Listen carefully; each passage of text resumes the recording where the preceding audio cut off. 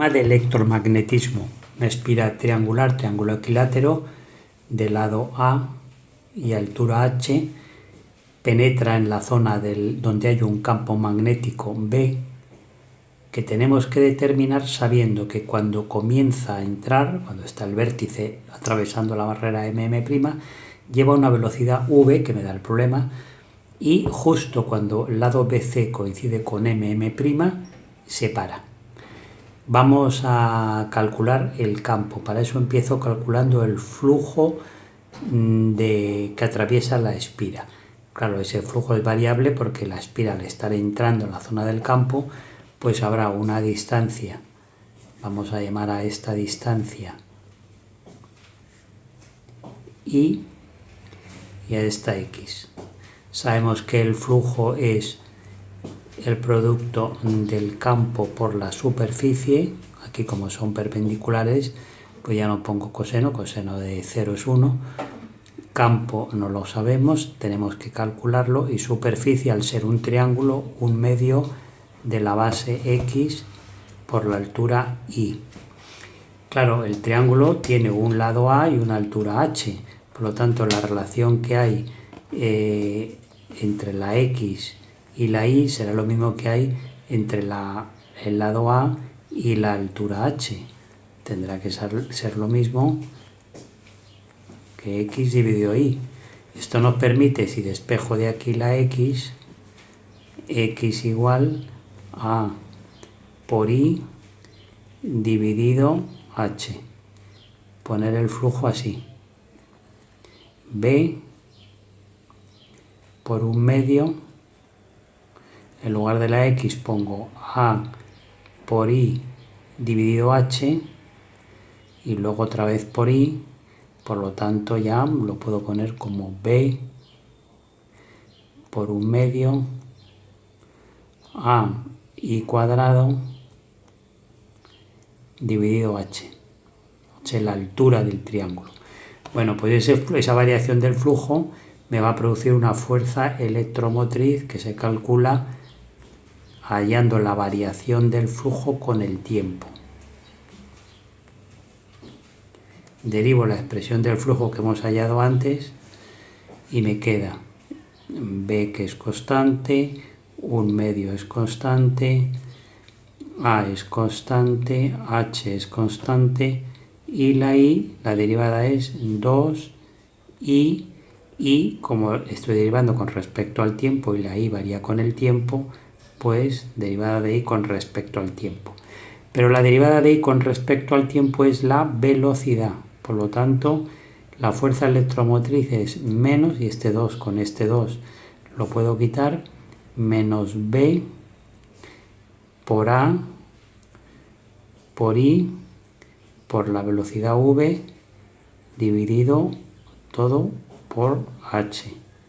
Bien, y entonces se producirá, pues la fuerza electromotriz origina una corriente eléctrica y que tendrá el sentido justo para compensar, como están saliendo las líneas de campo, tendrá que hacer una corriente, la corriente tendrá que tener este sentido, porque de esta forma producirá un campo entrante y compensa esa variación de flujo, ¿no? La ley de Lenz. Bueno, pues esa intensidad, vamos a llamarla I, como me han dado la resistencia de la espira, pues sabemos que la I es igual a la fuerza electromotriz entre la resistencia. Así que simplemente ponemos menos B por A por I por V, todo esto dividido entre R y H, ¿no? Voy a ponerlo así, H por R. Bueno, esto es la intensidad. Pero claro, al circular una intensidad por un conductor dentro de un campo magnético, se produce una fuerza sobre el conductor. Voy a hacerla aquí para hacer los cálculos de la fuerza. Os recuerdo, si tenemos un conductor rectilíneo, por ejemplo así, que aquí va la intensidad y está en presencia de un campo magnético normal al plano, pues sabemos que aparece una fuerza que en este caso será así, porque responde a la fórmula fuerza igual a I multiplicado por el producto vectorial de la longitud del conductor por el campo. Entonces el producto vectorial LB tendrá dirección perpendicular al plano formado por I y por B, ¿no? Por lo tanto, por eso lo ha puesto saliente. Como aquí la corriente circulaba así,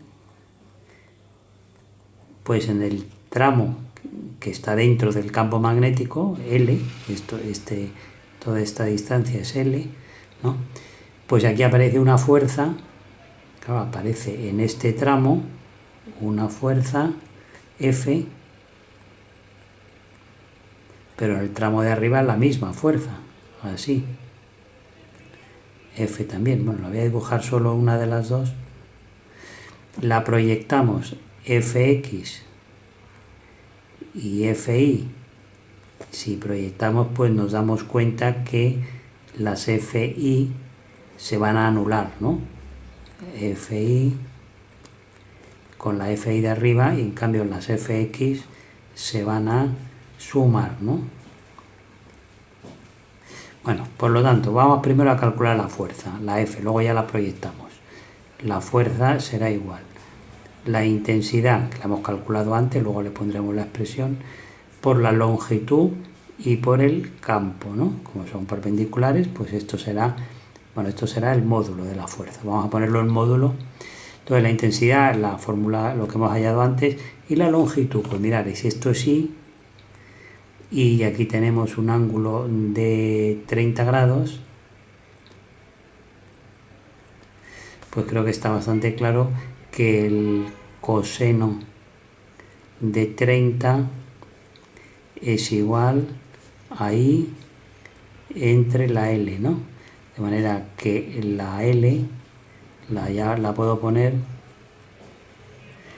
como I entre el coseno de 30 y esto por B. Bien, esto es la fuerza. Ahora vamos a proyectar. La Fi no la calculo porque hemos visto que se anula una con la otra, ¿no? Y la Fx, la proyección de la Fx, pues va a ser la F por el seno, no por el seno, no, por el coseno de 60, ¿no? Porque será este ángulo, son 60. Bueno, pero me interesa poner 30, sabemos que el coseno de 60 es el seno de 30, F por el seno de 30. Como aquí tengo la F, pues vamos a poner, y ya la F total, ¿no? O sea, la F es I, la intensidad, por la variable I, por B, dividido coseno de 30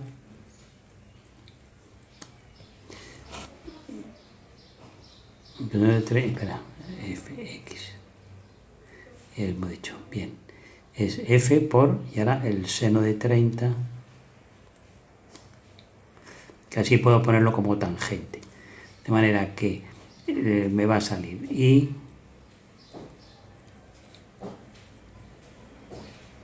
B tangente de 30. Bien, pero esta es la Fx, pero hay dos Fx, ¿eh? La Fx de arriba y la de abajo. O sea que la fuerza total, estamos hablando en módulos, así que F total son 2 veces Fx. Así que será 2 por I por I por B por la tangente de 30. Tenemos la fuerza, tenemos la intensidad. La intensidad que hemos calculado antes era esta, ¿no? Así que podemos poner ya la fuerza total, le ponemos ahí la intensidad y entonces me va a quedar el menos 2, le pongo la expresión de la y, bueno, puedo poner la tangente de 30, ya poniéndolo todo junto,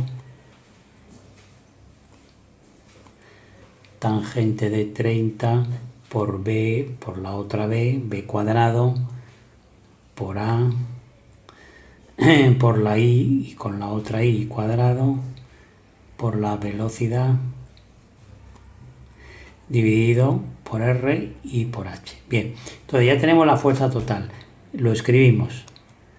La fuerza total es igual a la masa por la aceleración, la ley de Newton, ¿no? La fuerza total la copiamos otra vez aquí, masa por aceleración. Quitamos el diferencial de t y ahora podemos integrar. La y, ¿desde dónde varía? Pues la y varía desde 0, cuando está empezando a entrar, hasta cuando ha entrado todo, que será h. Y la velocidad pues varía desde v, la velocidad, y me han dicho que se para cuando llega ahí. Por lo tanto, ya solamente tenemos que hacer la integración. Sacamos las constantes fuera, 2 tangente de 30 b cuadrado a RH, y ahora pues hacemos i3 dividido 3, ¿no? Y esto, como es entre 0 y h, y aquí simplemente es m por v, ¿no? Entonces h, pues esto es h3 entre 3, ¿no? De manera que ya pues me va a quedar 2 que esto es el menos, ¿no? Por eso se va con el otro menos. 2 la tangente de 30, pues ponemos aquí raíz de 3 b cuadrado a RH, y aquí h3 entre 3 igual a mv, y como lo que queríamos era b, pues directamente ya tenemos la respuesta. La b me sale raíz cuadrada de 3 raíz de 3 m v, esto es una r,